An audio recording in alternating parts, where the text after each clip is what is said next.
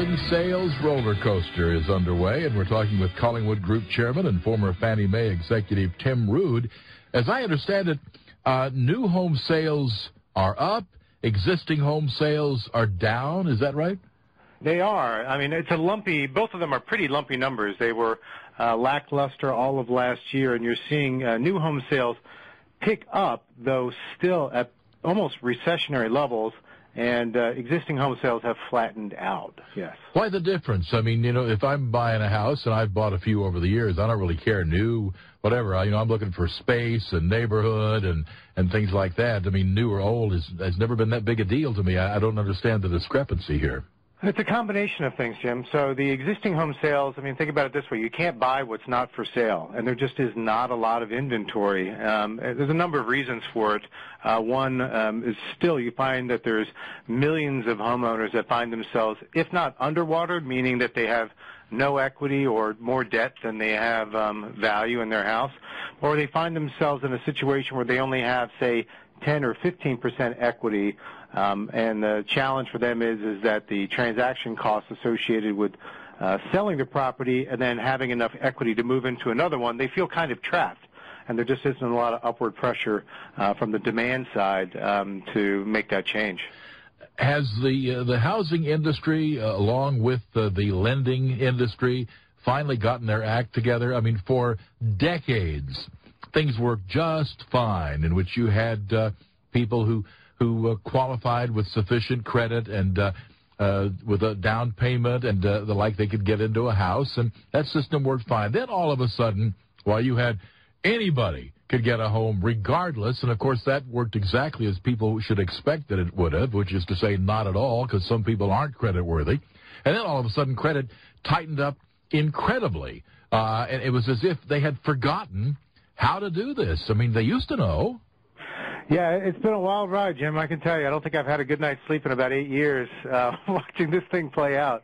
But why did they do that? I mean, it was so dumb. I mean, they knew how to go around lending money. This person qualifies, that person doesn't. And I don't think that we're really into redlining and other things that were racially motivated. In recent years, it's been based on how much you make and how well you handle credit.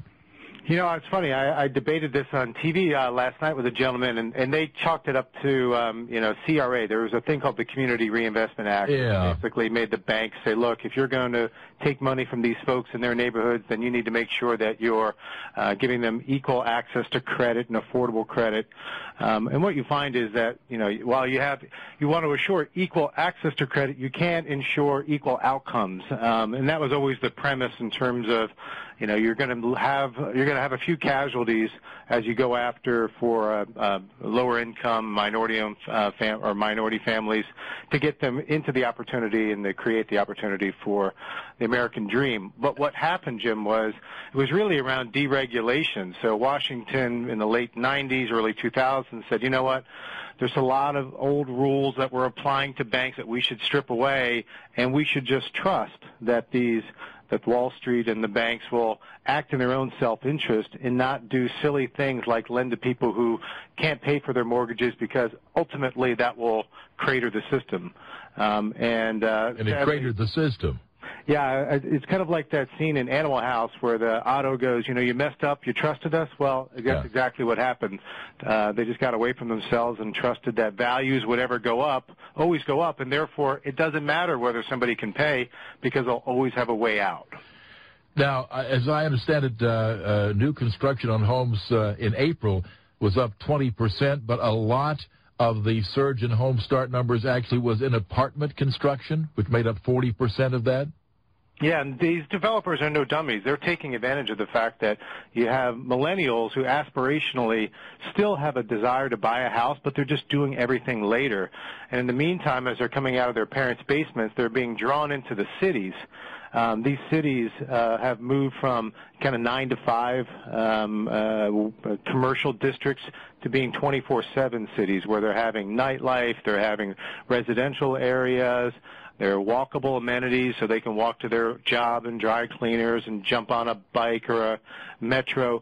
So these developers are really catering to that cultural phenomenon in the millennials and the timing.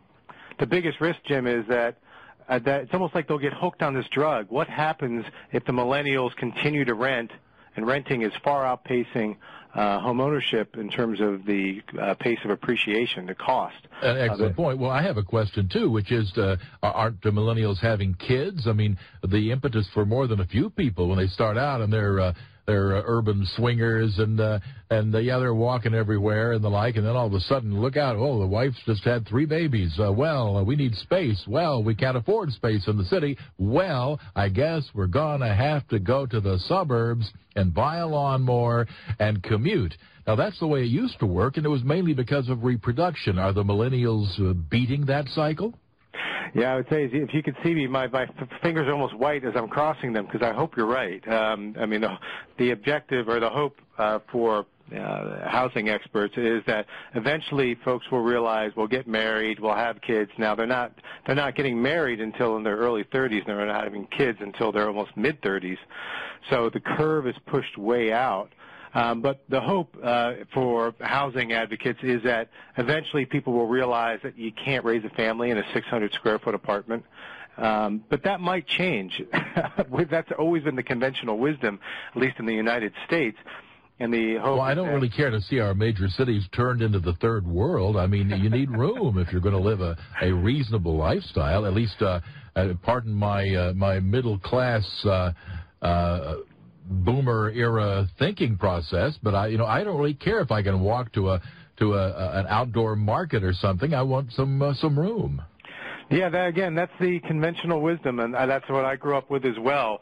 Here's the real challenge, Jim, is that if we're wrong, or in the event that they do get millennials do get addicted to that urban lifestyle, the challenge is you've got a whole generation of folks that are looking to downsize. You know, you've got the baby boomers, for example, that are stuck in the suburbs as empty nesters, and we always thought they wanted to move south, go to retirement, go play some golf, go fishing.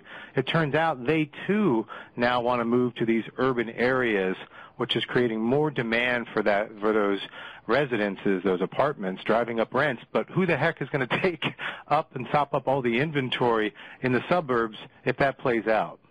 You know, I had a friend of mine get into a discussion about this one time about, you live in suburbia, how can you stand it out there? And I said, well, let's see just exactly what all we've got here in the city. High cost, high crime, old wiring, old plumbing, and no parking. Did I leave anything out?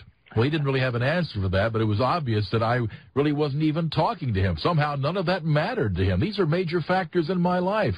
And when the cities change that, then I'll think about the city.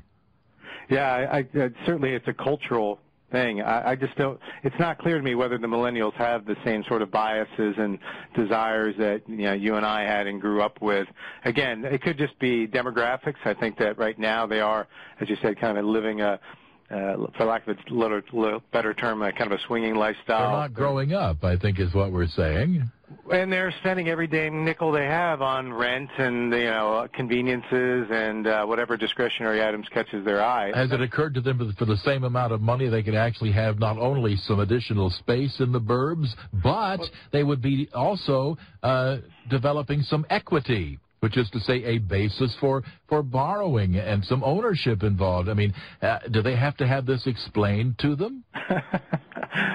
Yeah, I don't know, Jim. That's one for the ages right now. I can tell you this, is that this is a big problem because if you think about it, there was a recent study that was done that shows how seniors and the greatest generation, as they pass away, there's some analysis being done that says, okay, so what's their financial health at the time of death? What kind of assets do they have? And right now, the statistics are coming back that only about 20% of these folks that have been passing away have any financial assets outside of their home equity.